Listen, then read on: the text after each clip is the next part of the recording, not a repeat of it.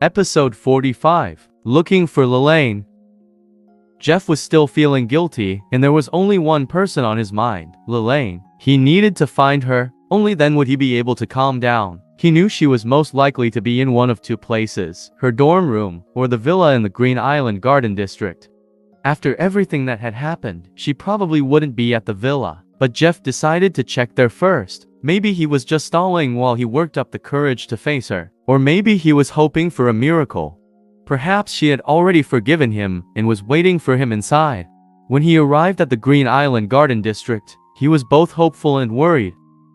He walked toward the villa, taking one step at a time. He opened the door. But there was no miracle. The villa was empty. His heart sank. Just thinking about Lalaine's current attitude toward him made him feel awful. He returned to Peston University. If Lalaine wasn't at the villa, then she must be in the dorm.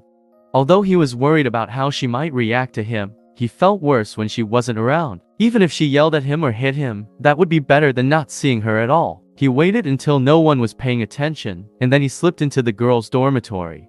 When he found Lalaine's room, he pushed open the door and rushed inside. Lalaine. Jeff called out anxiously, but Lalaine wasn't in the dorm, only Scarlett and two other girls. Get out, you pervert! Scarlett pointed at him angrily. Where's Lalaine? He was really worried about her. Where did she run off to? That dog Lalaine. How would I know where she went? Scrounging for food. Scarlett drawled. The two other girls looked at each other and laughed. Tell me, where Lalaine is. Jeff shouted. He could see that they knew where she was, and they were just making fun of him. I already told you. Scarlett shrugged. Where do dogs go to eat? We don't know. Are you deaf or simply stupid? The two other girls laughed even harder. Get lost. You're stinking up our dorm. She started to push him out the door, and the two other girls stood up, ready to help. Jeff was furious. He grabbed Scarlett's hair and pulled hard. She yelled in shock, and the other two girls came over to attack him. He shoved them away and kicked at the door, breaking its hinges. Scarlett stared at him, clearly afraid. Tell me, where is Lalaine? Jeff asked fiercely. If Scarlett teased him again, he wouldn't be able to control himself. She dropped out of school, she said, panicking. Jeff was stunned. He had never considered that. How could someone like Lalaine drop out of school? Nonsense. Where is she? He roared, giving Scarlett a little shake. If you don't tell me, I'll beat you to death. She really dropped out of school, Scarlett said, eyeing him warily. Our teacher told us. If you don't believe me, you can ask anyone.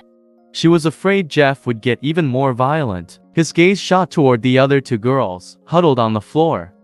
Yes, it's true. One of them said, cowering. The teacher told us. The other girl added. Did Lalaine drop out? He wondered.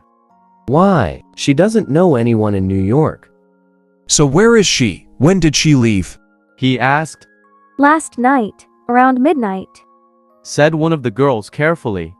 She packed up her clothes, but I wasn't really paying attention. I didn't know she dropped out of school. Jeff let go of Scarlett, who quickly moved aside, looking at him in fear. He turned around and walked out, his heart heavy. Hey, what are you doing in the female dormitory? The door manager had arrived. She glanced at Scarlett's room and said, Your room is a mess. Did this boy cause it? I'll inform the school authorities and read up a report. No, it has nothing to do with him. Scarlett said, running her fingers through her messy hair to tidy it. Really? The woman said, confused. She scowled at Jeff. Get out of here. As a young man, you have no business being in the female dormitory.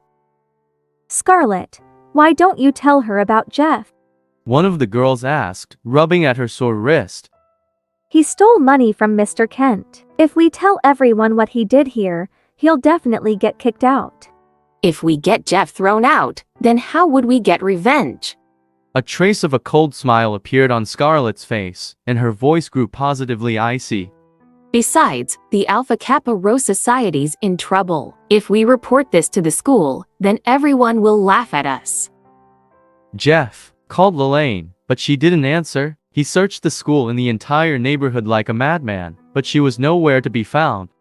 At midnight, he walked to the edge of Ramsey Lake and sat down on the big rock where he and Lalaine had once shared some food. The pale moonlight was reflected in the lake. He sat there all alone on a cool night. Images flashed through his mind. Lalaine laughing, looking sad, being shy, eating, walking, reading. The pictures flew by like a slideshow, but he had no idea where she was now. He didn't dare to think about Lalaine being out there all alone, maybe afraid and helpless. A tear rolled down his face, then another. He continued to search for 3 days, but there was still no sign of her. It was as if she had never existed. By the 4th day, he was in despair. He started to think that he would never see her again. For the next few days, he wallowed in misery. He refused to go to class and stayed in bed all day. Most of the time he simply laid there and stared at the ceiling, but occasionally he would cry loudly. Reuben, Joe and John were worried about him, but when they asked what had happened, he didn't answer. So they assumed he was upset about having to repay the stolen money. They brought him food, forcing him to eat and drink. Finally, they couldn't take it anymore. They knew Jeff couldn't go on like this or he would make himself ill. So they dragged him out of bed and took him to the bathroom to get clean. Jeff, you can't just stay in the dorm all the time. In fact, don't come back to the dorm before 10. Go someplace else and relax, Joe said. Then they firmly shut the dormitory door. Worried about Jeff, they opened the door 5 minutes later to check on him, but he was no longer there. Jeff left the dormitory and wandered until he reached Ramsey Lake. After sitting beside the lake for an hour, he realized that Lalaine would be disappointed to see him like this. He took a deep breath and stood up. He walked to the school gate and hailed a taxi to take him into the city. As he watched the scenery pass by through the car window, Jeff thought about Lalaine. He hoped to spot her somewhere, even if it was a long shot. After 4 hours of simply driving around, the driver's shift was finished. So he dropped Jeff off somewhere in the city. Jeff walked into a high-class restaurant and sat down. He had wanted to take Lalaine here for a meal, but she had disappeared before he could fulfill his promise.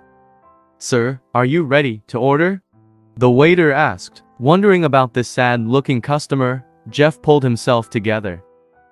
I'd like the fried lobster, some oysters, a seafood platter, pumpkin soup, the lamb, cutlet, the steak with black pepper.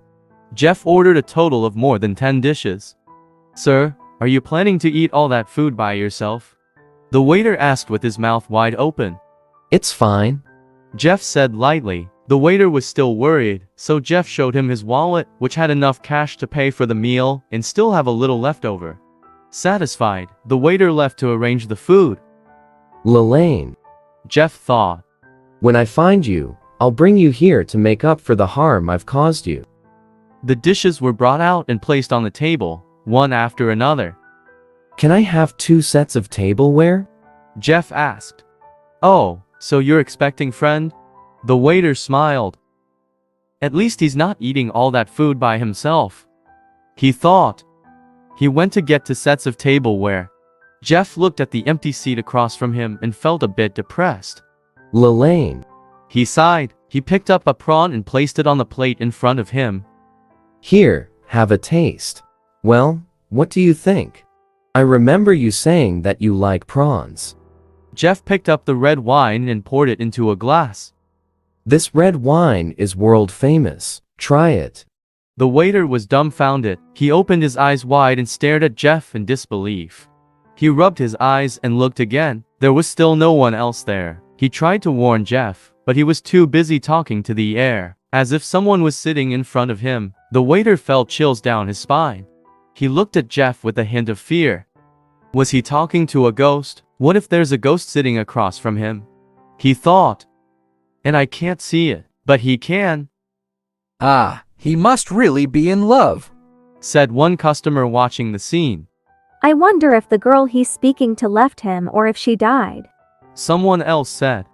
That's so sad. Came a third voice. Everyone was watching Jeff. They could tell he was missing a woman he loved deeply. Damn, hey guys, look at this. There's a fool over there talking to himself. A discordant voice came from not too far away.